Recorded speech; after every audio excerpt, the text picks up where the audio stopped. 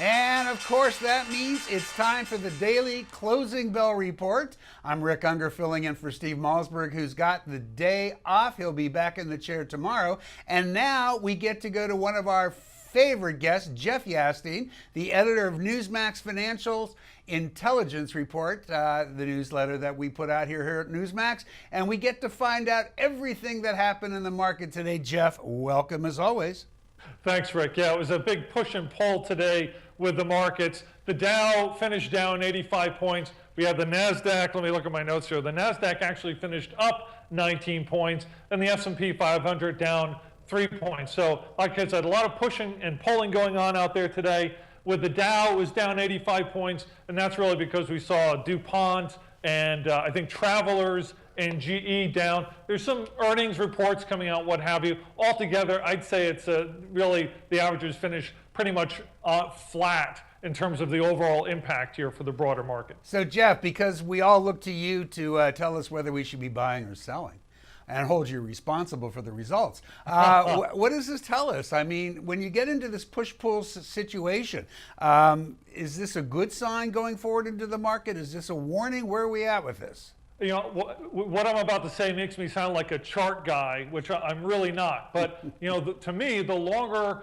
the averages sort of keep flatlining here, the more likely it is that we're going to just get a big move in one direction or another. I guess that sounds pretty obvious, but I have to tell you, my instinct is we're probably going to get one more move to the upside, because it seems like a lot of people are getting very bearish here very quickly. There's a lot of reasons to be bearish.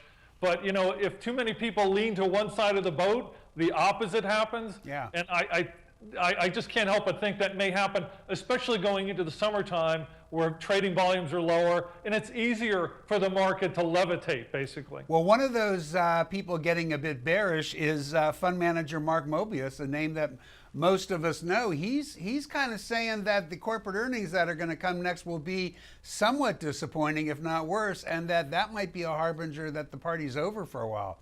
That's true. He's only the latest saying that. Another gentleman who said that, I saw it on MarketWatch.com, David Einhorn, the famous hedge fund manager, saying similar things. They're saying it's time to start pulling the plug on U.S. stocks and reinvesting those monies elsewhere.